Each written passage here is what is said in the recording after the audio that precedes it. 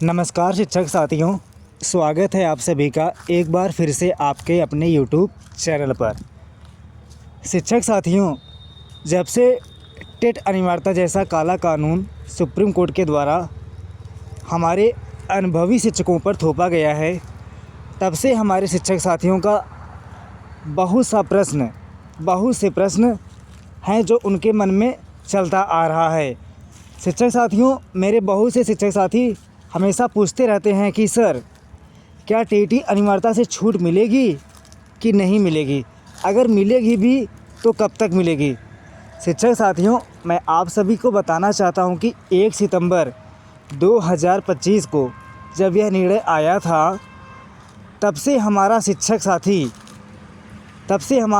संगठन इस काले कानून को लेकर के प्रयासरत है। विभिन्न प्रकार के प्रयास हमारे शिक्षक संगठनों के द्वारा किया गया है। चाहे जो भी शिक्षक संगठन हो, चाहे कोई स्वतंत्र संगठन हो या फिर अखिल भारतीय शिक्षक संगठन हो, जितने भी संगठन भारत में हैं शिक्षकों के, या राज्य स्तर पर कोई शिक्षक संगठन हो, जिला स्तर पर शिक्षक का संगठन हो, यानी कि जितने भी शिक्षकों का संगठन है, प्राथमिक शिक्षकों का संगठन है, संपूर्ण भारत में, संपूर्ण राज्य में, संपूर्ण ज़िले में भारत के सभी ने अपने अपने तरीके से प्रयास किया और प्रयास करते करते इस समय मार्च का महीना चल रहा है। तो शिक्षक साथियों, आप समझ लीजिए, 1 सितंबर को यह आदेश आया था और सितंबर से आज मार्च आ गया है। लगभग 6 महीने तो बीत गए साथियों। तो हमारे शिक्षक साथियों का बराबर यह प्रश्न रहता है कि क्या सर, 1 साल के अंदर हमें इस टेट जैसे काले कानून से छूट मिल जाएगी? और उनका बार बार यही प्रश्न रहता है कि सर, अगर 2 साल के अंदर टेट नहीं हुआ तो क्या होगा? अगर मान लो किसी राज्य में 2 साल के अंदर जो सुप्रीम कोर्ट ने बाध्यता बनाई है कि 2 साल के अंदर टेट पास करना अनिवार्य होगा, अगर किसी राज्य में 2 साल के अंदर टेट की परीक्षा नहीं होती है तो फिर क्या होगा? और एक प्रश्न और बनता है कि अगर 2 साल के अंदर पुनर्विचार याचिका की सुनवाई नहीं होती है तो फिर क्या होगा? तो ऐसे बहुत प्रश्न है जो हमारे शिक्षक साथियों के मन में खटकता रहता है बराबर। तो शिक्षक साथियों, मैं आप सभी को बताना चाहता हूँ कि उत्तर प्रदेश के जौनपुर ज़िले की जो लीगल टीम है, उनका कहना है कि जो अगर केस की सुनवाई 2 साल के अंदर नहीं होती है तो केंद्र सरकार इस पर अपना रुख स्पष्ट करेगी। तो सारा का सारा फैसला, यानी कि सारा का सारा दारोमदार केंद्र सरकार के ऊपर आ जाएगा। सुप्रीम कोर्ट बखूबी कहेगी, अब मैं इस मामले में कुछ नहीं कर सकता, अब जो कुछ भी फैसला करेगी आपकी केंद्र सरकार करेगी। लेकिन साथियों, मैं आप सभी को बताना चाहता हूँ कि 2 साल के अंदर तो ऐसा कभी नहीं हो सकता कि कोई राज्य टेट ना करवाए। टेट तो करवाएगी राज्य सरकार, लेकिन राज्य सरकार आपको उस टेट में सम्मिलित करेगी कि नहीं करेगी, ये राज्य सरकार के ऊपर डिपेंड करता है। साथियों, जैसा कि उत्तर प्रदेश में जुलाई में टेट होने वाला है, अभी तक इसके विज्ञापन जारी नहीं हुआ है, लेकिन जैसे ही विज्ञापन जारी होगा, सारी स्थिति क्लियर हो जाएगी कि सेवारत शिक्षक भी टेट का फॉर्म अप्लाई कर पाएंगे कि नहीं कर पाएंगे। अगर अप्लाई करेंगे तो किस बेस पर अप्लाई करेंगे? क्या उन्हें सुप्रीम कोर्ट के ऑर्डर के बेस पे अप्लाई करना होगा? तो सारी स्थितियां तभी क्लियर होंगी साथियों, जब उत्तर प्रदेश में या फिर किसी भी राज्य में टेट का कोई नया विज्ञापन जारी होगा। तो शिक्षक साथियों, मैं आप सभी को बताना चाहता हूं कि ऐसा कभी नहीं हो सकता कि 2 साल के अंदर ये जो पुनर्विचार याचिका केस की लिस्टिंग के लिए सभी लोग प्रयासरत हैं, ऐसा कभी नहीं हो सकता कि 2 साल के अंदर केस लिस्ट ही ना हो।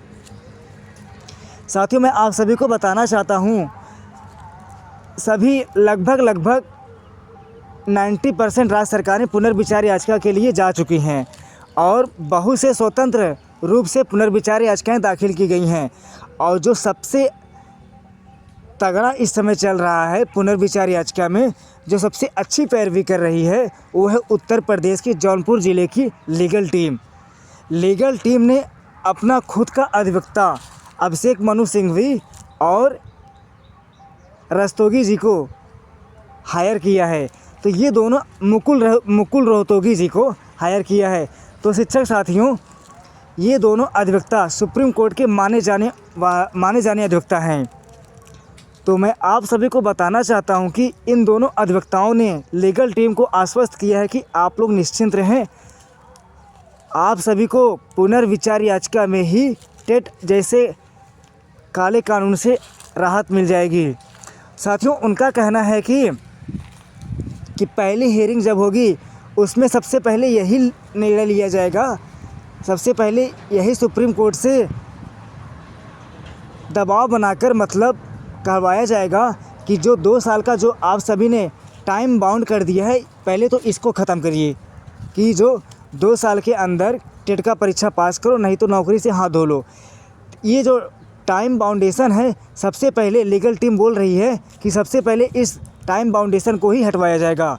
तो पहली हियरिंग में लीगल टीम का प्रयास है कि इस टाइम बाउंडेशन को ख़त्म कीजिए। उसके बाद साथियों स्टेप बाय स्टेप सब कुछ होगा। उसके बाद टीटी अनिवार्यता जैसा काला कानून ख़त्म हो जाएगा। मैं गारंटी लेता हूं शिक्षक साथियों, आप बिल्कुल निश्चिंत रहें, लीगल टीम अपने तरीके से बिल्कुल ही प्रयासरत है। जैसा कि पिछले वीडियो मैंने आप सभी को बताया था कि होली के बाद उत्तर प्रदेश के जितने भी शिक्षक संगठन हैं, सभी अपने अपने तरीके से प्रयासरत हो जाएंगे। जैसा जैसा शेड्यूल निर्धारित किया गया है, वैसे वैसे सारे शेड्यूल फॉलो किए जाएंगे। और आप सभी जिस भी राज्य से, जिस भी ज़िले से मेरा वीडियो देख रहे हैं या फिर मेरा वीडियो सुन रहे हैं, मैं आप सभी से हाथ जोड़ के विनती करता हूं कि कमेंट बॉक्स में ज़रूर अपना परिचय दें कि आप किस राज्य से हैं और किस ज़िले से हैं और कहां कार्यरत हैं। तब मैं आप सभी के राज्य व ज़िले से संबंधित सारी जानकारी आप सभी के पास पहुंचा पाऊंगा यूट्यूब के माध्यम से। और हाँ शिक्षक साथियों, अगर आप हमारे चैनल पर नए आए हैं तो प्लीज़ चैनल को सब्सक्राइब कर लें और बेल आइकन को भी प्रेस कर लें और वीडियो को ज़्यादा से ज़्यादा शेयर भी करें।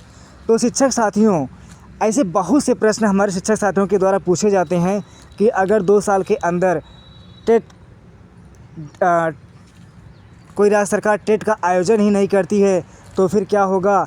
अगर 2 साल के अंदर टेट में जो पुनर्विचार याचिका दाखिल की गई है, अगर उसकी लिस्टिंग ही नहीं होती है तो फिर क्या होगा। तो कुछ होने वाला नहीं है साथियों।